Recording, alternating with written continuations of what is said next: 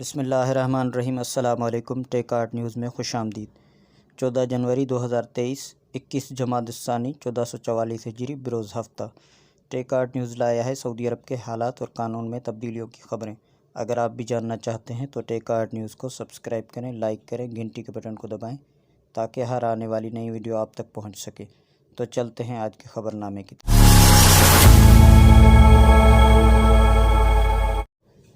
سعودی خاتون اقوام متحدہ میں سیاسی امور کی انچارج مقرر۔ سعودی خاتون وکیل جود الحارثی کو اقوام متحدہ کے سیکریٹری جنرل انتونیو گوتریش کے دفتر میں سیاسی امور کا انچارج مقرر کیا گیا ہے۔ الاخباریہ کے مطابق جود الحارثی اس سے قبل اقوام متحدہ میں سیاسی امور کے ادارے میں کام کر چکی ہیں۔ وہ قیام امن کے شعبے سے منسلک رہی ہیں۔ جود الحارثی اقوام متحدہ کے ماتحت جنیوا بین الاقوامی کانفرنس میں اسلامی تعاون تنظیم OIC کی نمائندگی کر چکی ہیں۔ انہیں یورپی ممالک میں OIC کی جانب سے نوجوانوں کی نمائندگی کا اعزاز بھی ہے۔ جود الحارثی نے بین الاقوامی قانون اور سیاسی امور کی تعلیم برطانیہ کی سوانزی یونیورسٹی سے حاصل کی ہے۔ حج و عمرہ کے شعبے میں بڑی ڈیجیٹل تبدیلی سے خدمات کی فراہمی آسان۔ برطانوی حجاج کی کونسل کے CEO راشد موغرادیہ نے کہا ہے کہ سعودی عرب میں حج اور عمرہ کے شعبے کی تمام سطحوں پر بڑی ڈیجیٹل تبدیلی خدمات کی فراہمی کو ہموار اور عازمین حج کی تجربات میں اضافہ کرے گی۔ عرب نیوز کے مطابق جدہ میں حج ایکسپو 2023 کے خطاب کرتے ہوئے راشد موغرادیہ نے کہا ہے کہ یہ دیکھ کر بہت اچھا محسوس ہوا کہ خدمت فراہم کرنے والے ایسی مصنوعات اور خدمات تخلیق کرنے کے لیے سخت محنت کر رہے ہیں جو عازمین حج کے تجربات کو بڑھاتی ہیں۔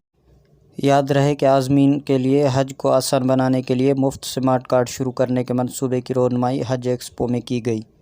کارڈ میں عازمین حج کی ذاتی معلومات ہوں گی اور اسے الیکٹرانک ایپلیکیشن سے منسلک کیا جائے گا۔ کارڈ کی ڈیولپمنٹ وزارت حج و عمرہ اور اوقاف کی جنرل اتھارٹی کے درمیان ایک معاہدے کے بعد ہوئی ہے۔ راشد موغرادیہ نے کہا کہ ایکسپو میں اپنے شراکت داروں کے ساتھ ملنا اور نئے لوگوں کے ساتھ جڑنا بہت اچھا رہا۔ انہوں نے کہا کہ نسک کا انٹریکٹیو پویلین خاص طور پر متاثر کن تھا۔ واضح رہے کہ نسک عمرہ زائرین کی منصوبہ بندی اور بکنگ کا باضابطہ پلیٹ فارم ہے جسے گزشتہ سال وزیر حج و عمرہ توفیق الربیع نے شروع کیا تھا۔ نسک کے ساتھ دنیا بھر کے عازمین حج ای ویزا کے لیے درخواست دینے سے لے کر ہوٹلوں اور پروازوں کی بکنگ تک آسانی سے پورے دورے کا انتظام کر سکتے ہیں۔ راشد موغرادیہ نے کہا نسک ایپ جلد بین الاقوامی عازمین حج کے لیے ایک آن لائن حج پورٹل کے لیے تیار ہے جس سے لوگ براہ راست پیکجوں کا انتخاب اور بکنگ کر سکیں گے۔ انہوں نے الربیع کے اس اعلان کا خیر مقدم کیا کہ وزارت ملازموں کی آدھی تنخواہ غذائی مواد کی خریداری میں خرچ۔ غذائی امور کے ماہر انجینئر عبدالعزیز الیاقوت نے کہا ہے کہ ملک میں 500 غذائی اشیاء کی قیمتوں میں 28% اضافہ ہو گیا ہے۔ سبق ویب سائٹ کے مطابق عبدالعزیز الیاقوت نے کہا ہے کہ پڑوسی ممالک کے مقابلے میں سعودی عرب میں غذائی اشیاء مہنگی ہیں۔ انہوں نے کہا کہ 4 افراد پر مشتمل خاندان کا سربراہ پہلے غذائی اشیاء پر اپنی تنخواہ کا 38.5% خرچ کرتا تھا، لیکن قیمتوں میں اضافے کے بعد اب وہی خاندان ماہانہ تنخواہ کا 48% خرچہ کرتا ہے۔ انجینئر عبدالعزیز یاقوت کا کہنا تھا کہ 120 رضاکاروں کے تعاون سے مختلف مارکیٹوں میں 500 بنیادی اشیاء کی قیمت معلوم کی گئی۔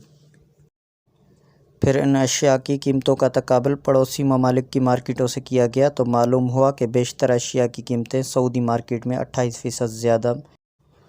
انہوں نے کہا کہ عالمی مارکیٹ میں غذائی اشیاء کی قیمتوں میں کمی ہوئی ہے مگر ہمارے تاجروں کی طرف سے قیمتوں میں اضافہ ناقابل فہم ہے۔ رواں سال 2023 کا تقابل اگر 2022 سے کیا جائے تو معلوم ہوگا کہ بعض بنیادی غذائی اشیاء کی قیمت میں 20 سے 25% اضافہ ہوا ہے، حالانکہ عالمی منڈی میں کمی ہوئی ہے۔ سعودی عرب میں موسمیات کے قومی مرکز نے مملکت کے 8 علاقوں میں شدید دھند، بارش اور طوفانی ہواؤں سے حد نظر محدود ہونے کا انتباہ جاری کیا ہے۔ اخبار 24 اور سبق ویب سائٹ کے مطابق قومی مرکز نے بیان میں کہا ہے کہ جمعے کی رات سے گرج چمک کے ساتھ بارش کا سلسلہ سنیچر کی شام تک جاری رہنے کا امکان ہے۔ قومی مرکز کا کہنا ہے کہ دارالحکومت ریاض کے علاوہ اس کی 13 کمشنریوں میں بھی غیر مستحکم موسمی حالات رہنے کا امکان ہے۔ قومی مرکز کا کہنا ہے کہ مکہ مکرمہ، قصیم، حدود شمالیہ، عسیر، باہا، شرقیہ اور جازان ریجنوں میں بھی بارش شدید اور دھند اور طوفانی ہواؤں کا ماحول بنا رہے گا۔